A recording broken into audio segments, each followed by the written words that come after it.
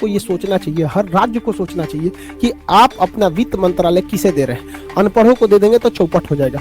भारत से भी कई राज्य हैं जिनसे अच्छा संकेत नहीं है। समझिए ध्यान से, किसी भी स्टेट का या देश का जीडीपी जो होता है वो ये दिखाता है कि इस साल वहां पर कितने प्रोडक्शन होंगे एक साल में, और उस जीडीपी के बाद डेट टू जीडीपी रेशियो निकाला जाता है कि जितना प्रोडक्शन एक साल होगा उसका कितना % लोन चुकाने में जाएगा। तो लोन लेना गलत बात नहीं है, बट एक लिमिट में लेना चाहिए। यहाँ पर कहा जाता है कि जीडीपी का 20% अगर आप लोन लिए हैं तो ये एक नॉर्मल चीज है, यहाँ तक ठीक है, लेकिन इससे ज्यादा जाता है तो खतरनाक माना जाता है, और 60% क्रॉस किया तो एकदम ये डेंजर हो जाता है। सोचिए यहाँ दवाइयां तक को इंपोर्ट किया जाता है, पैरासीटामोल का गोली।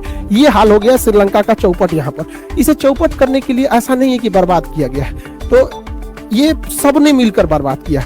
हमारे यहाँ इंडिया में देखिए ना, एक दो नेता मिलकर बर्बाद कर देते हैं। एक कहावत कहा जाता है कि बर्बाद गुलिस्ता करने को बस एक ही उल्लू काफी है, हर सय पर उल्लू बैठा हो आबाद गुलिस्ता क्या होगा। मतलब किसी बागीचा को बर्बाद करने के लिए एक उल्लू काफी है, और बागीचा के हर डाल पर उल्लू बैठ जाए तो वो गुलिस्ता क्या होगा। यहाँ ससुरा भारत में एक के दो नेता मिलकर लूट लेता है। यहाँ खानदानी चोर बैठा है सब श्रीलंका में। खानदान हम पूरा नहीं, थोड़ा सा इन सब का खानदान समझाते हैं, बैठ जाते हैं। श्रीलंका में एक मंत्री थे, नाम था उनका एल्विन राजापक्षे। इन्हीं के खानदान ने पूरी तरह डुबा दिया। एल्विन राजापक्षे के 4 लड़का हुआ, गोटेबाया राजापक्षे, महिंद्रा राजापक्षे, बासिल राजापक्षे और चमल राजापक्षे। ये राजापक्षा फैमिली है। गोटेबाया राजापक्षे की सुनिए ध्यान से, इन्होंने 40,000 तमिलों को मरवाया है। अभी ये वहां के राष्ट्रपति हैं। इनके भाई महिंद्रा राजापक्षे वहां के प्रधानमंत्री हैं। इनके भाई बासिल राजापक्षे वित्त मंत्री हैं। यही ने चौपट किया पूरी तरह। चमल राजापक्षे सिंचाई है, पूरी तरह से इरिगेशन मिनिस्ट्री इन्हीं के पास था, खेती को इन्हीं ने चौपट कर दी। अभी तो ये है भाई, अभी इनको देखिए भतीजा इन सब का, मतलब इनका बेटा। महिंद्रा राजापक्षे के 2 बेटा, नवल राजापक्षे और यूसिया राजापक्षे। नवल राजापक्षे खेल मंत्री है, Yoshitha Rajapaksa chief of the staff है, मतलब किसको नौकरी देना है किसको नहीं, इन्हीं को जिम्मेदारी। और ये सिंचाई मंत्री वाला है चमल राजापक्षे, इसका 2 बेटा। एक का नाम है सशिंद्र राजापक्षे, इसके हाथ में कृषि है। देखिए वो सिंचाई डुबाया, ये कृषि डुबाया यहाँ पर। और समेंद्र राजापक्षे, इसके हाथ में श्रीलंकन एयरलाइन की पूरी कमांड है। पूरा ससुरा खानदान एक के पास है। ये खानदानी चोरों ने डुबाया है श्रीलंका को। जब ये परिवारवाद ना पूरी तरह से चौपट कर दिया श्रीलंका को, इन्हीं चोटों ने मिलकर। अभी तो हम गोतिया में गिनबे नहीं किए, चचेरा ममेरा कजन वजन, बड़ी मंत्री है सब इसके पास। 9 बड़े मंत्री एक ही फैमिली से आते हैं। 70% बजट एक ही फैमिली कंट्रोल करती है, तो चौपट तो होना फिक्स था यहाँ पर। अब यहाँ पर श्रीलंका में इनके खिलाफ भयानक बवाल फैलने लगा, यहाँ पर प्रोटेस्ट होने लगे, प्रोटेस्ट धीरे धीरे वायलेंस होने लगे। हाल ये हो गया कि यहाँ पर प्रोटेस्टर जो थे ये मंत्रिमंडल के इस्तीफे की मांग करने लगे। मंत्रिमंडल ने इस्तीफा दे दिया, लेकिन ये 2 जो था सब ये इस्तीफा नहीं दे रहा था सब।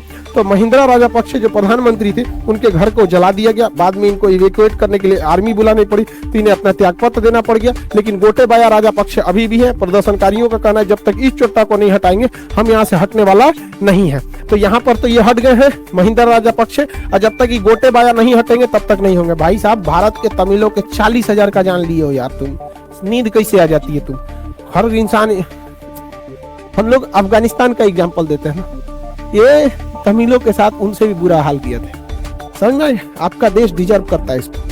भारत के तमिल क्या मांग रहे थे यार, माइनॉरिटी को जीने नहीं देता है सब यहाँ पर। यही हाल हो गया, जियो अब तुम अच्छा से यहाँ पर। अभी आनंद फानल में नया प्रधानमंत्री बनाया गया रानिल विक्रमसिंघे को। रानिल विक्रमसिंघे इसी के करीबी है सब, चोर चोर मौसेरे भाई। इनका कहना है कि अभी तो ये शुरुआत है, अभी तो पूरा फिल्म बाकी है। पूरा श्रीलंका अभी और चौपट होगा। IMF इनको लोन अभी दे नहीं रहा है, दुनिया में जल्दी तक लोन इनको कोई दे नहीं रहा। अभी ये पूरी तरह से चौपट होंगे। तो हर देश को ये सोचना चाहिए, हर राज्य को सोचना चाहिए कि आप अपना वित्त मंत्रालय किसे दे रहे हैं। अनपढ़ों को दे देंगे तो चौपट हो जाएगा। भारत से भी कई राज्य हैं जिनसे अच्छा संकेत नहीं है। समझिए ध्यान से, किसी भी स्टेट का या देश का जीडीपी जो होता है वो ये दिखाता है कि इस साल वहां पर कितने प्रोडक्शन होंगे एक साल में, और उस जीडीपी के बाद डेट टू जीडीपी रेशियो निकाला जाता है कि जितना प्रोडक्शन एक साल होगा उसका कितना % लोन चुकाने में जाएगा। तो लोन लेना गलत बात नहीं है, बट एक लिमिट में लेना चाहिए। यहाँ पर कहा जाता है कि जीडीपी का 20% अगर आप लोन लिए हैं तो ये एक नॉर्मल चीज है, यहाँ तक ठीक है, लेकिन इससे ज्यादा जाता है तो खतरनाक माना जाता है। और 60% क्रॉस किया तो एकदम ये डेंजर हो जाता है। 60% से ज्यादा डेट टू जीडीपी रेशियो नहीं होना चाहिए। अब होगा कैसे भाई, साल भर में हम जितना कमा रहे हैं उसका 60% उसी में ब्याजें चुकाने में, लोन में कर दें, बचेगा क्या हमारे पास। अब ये स्थिति पे भारत के कई राज्य आ चुके हैं, जिसमें सबसे टॉप पर है पंजाब, खतरे का संकेत है यहाँ पर। 53% यहाँ डेट टू जीडीपी रेशियो, देखिए 20 होना चाहिए, 53 है यानी 60 के पास है, तो वहां पे काफी ज्यादा पॉलिटिक्स खराब था यहाँ पर। तो अभी तो वहाँ इलेक्शन हुए हैं, एक आध महीने सरकार आई है भगवत मान की यहाँ पर। अब एक आध महीने में कौन सरकार क्या कर लेगी किसी को नहीं पता, कम से कम 2-3 साल रुकने के बाद ही कोई बता सकता है कि इस गवर्नमेंट का क्या स्टैंड है। अभी के लिए कहेंगे तो बस एक भारतीय मीडिया है और एक नेता है सब, जो सरकार बनते कहेगा सबकी एकदम ये हो जाना चाहिए। तो पंजाब को इस पे स्पेशली ध्यान देना चाहिए क्योंकि अगली दहलीज पे है।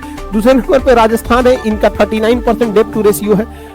उसके बाद 38% पश्चिम बंगाल का है, 34% उत्तर प्रदेश का है और आंध्र प्रदेश का 32% डेट टू जीडीपी रेशियो है। यानी ये लोग श्रीलंका जैसी स्थिति के लिए मतलब अब धीरे धीरे जा रहे हैं। 60% थ्रेशोल्ड क्रॉस कर जाएंगे तो बहुत दिक्कत हो जाएगा यहाँ पे। श्रीलंका का डेट टू जीडीपी रेशियो 110% था, इसलिए डूबा यहाँ पर। ग्रीस जो डूब गया 2012 से 15 के बीच में पूरी तरह, उसका डेट टू जीडीपी रेशियो 200% था, इसीलिए पूरी तरह से चौपट होगा। हमारे अगल बगल के कई देश भी हैं जो इसी संकट में आने वाले हैं, जैसे नेपाल। केपी शर्मा ओली याद होंगे आपको, क्या नौटंकी किया था इस बंदे ने, पूरी तरह भारत और नेपाल के रिश्तों को खराब करके रख दिया। ठीक हुआ ये गया, वरना भारत और नेपाल के रिश्ते को एकदम रसातल पे गिरा देता। इसका डेट टू जीडीपी रेशियो 53% है। यहाँ के वित्त मंत्री को पता ही नहीं है कि ये डेट टू जीडीपी रेशियो होता क्या है यहाँ पर। अब सबसे बड़ा खतरा तो पाकिस्तान है।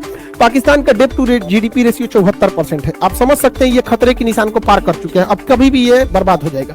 खतरा इसलिए है कि पाकिस्तान एक परमाणु संपन्न देश है और परमाणु संपन्न देश का स्टेबल रहना जरूरी है, क्योंकि अगर वहां गृह युद्ध होगा और श्रीलंका जैसी स्थिति होगी, यूक्रेन जैसा स्थिति होगा, सीरिया जैसा स्थिति हो जाएगा, तो किसी के हाथ में परमाणु बम लग जाएगा, उससे कहीं चला देगा। अब पता चला आप मोहल्ले के किसी नॉर्मल आदमी को AK-47 निकाल दीजिए तो बरस करेगा इसे 47 लेके ले। तो भाई बड़े हथियार जिम्मेदार देशों के पास होना चाहिए। तो भारत के लिए भी एक चिंता का विषय, वहाँ आतंकवादी हर गली में एगो मिलेगा, कोनो को मिल गया परमाणु बम सीधे चला देगा भारत।